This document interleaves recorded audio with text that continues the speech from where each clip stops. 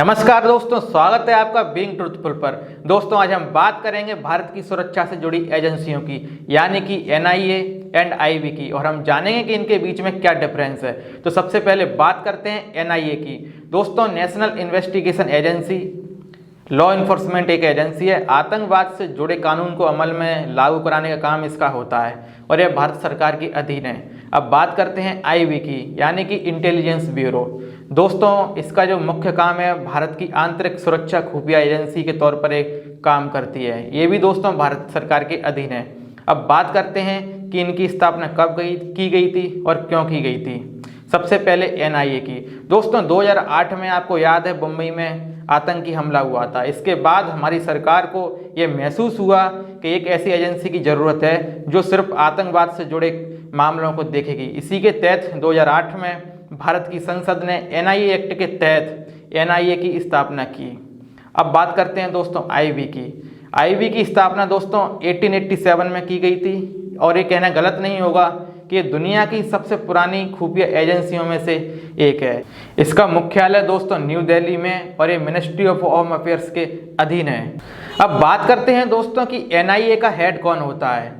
इसका हेड एक IPS officer या फिर एक पैरामिलिट्री ऑफिसर हो सकता है। वर्तमान में अगर हम बात करें तो वाईसी मोदी इसके करंट डीजी हैं। इसी प्रकार से दोस्तों आईबी का भी हेड एक आईपीएस ऑफिसर होता है या फिर पैरामिलिट्री का ऑफिसर होता है। वर्तमान में अगर हम बात करें, अरविंद कुमार इसके करंट डीजी हैं। अब देखते हैं दोस्तों कि एनआईए के फंक्शन कौन कौन से होते हैं। विशेष तौर पर अगर देखा जाए तो एनआईए का काम है आतंकवाद से जुड़े केसेस को देखना, आतंकवाद से जुड़े जो लॉ होते हैं उनको पूरी तरीके से लागू करवाना, उनका पालन कराना। कई बार स्टेट के साथ ये कोऑर्डिनेट करते हैं, विभिन्न एजेंसियों के तहत मिलजुल कर हमारे देश के लिए काम करते हैं और आतंकवाद को मिटाने का काम करती है।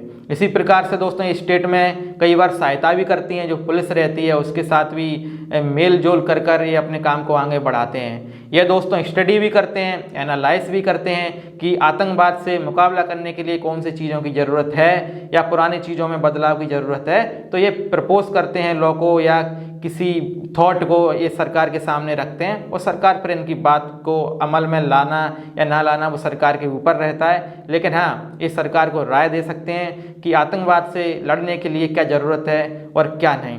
अब बात करते हैं दोस्तों कि आईबी का मुख्य काम कौन सा है, जिसमें से मुख्य काम है दोस्तों आईबी का हमारे देश में ऐसे तत्वों पर कड़ी नज़र रखना जो हमारे देश को नुकसान पहुंचा सकते हैं या भविष्य में कुछ ऐसी प्लानिंग हो रही हो जो हमारे देश के लिए हानिकारक साबित हो।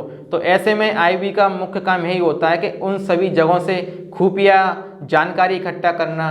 कई बार दोस्तों ये विभिन्न एजेंसियां जो रहती हैं उनके बीच इनपुट पास करती है। उदाहरण के लिए मैं आपको समझा सकता हूं, जैसे कि दोस्तों अभी 26 जनवरी आने वाला है, तो आपने देखा होगा जो हमारी एजेंसी हैं पुलिस को कई राज्यों को पहले से इनपुट पास कर देंगे, बता देंगे कि ये गलत हो सकता है, इतने आतंकी आ चुके हैं या आतंकी हमला होने की संभावना है। तो ये विशेष तौर से इन्हीं एजेंसियों का काम होता है, आईबी का ही काम होता है। दोस्तों आईबी का एक काम और होता है लाइसेंस इशू करना। रेडियो एथिसिस्ट को ये लाइसेंस भी इशू करते हैं। इसी प्रकार से दोस्तों जो हमारे देश के वीआईपी लोग हैं, जो बड़े लोग हैं, तो उनकी सुरक्षा की जिम्मेदारी भी आईबी के पास होती है।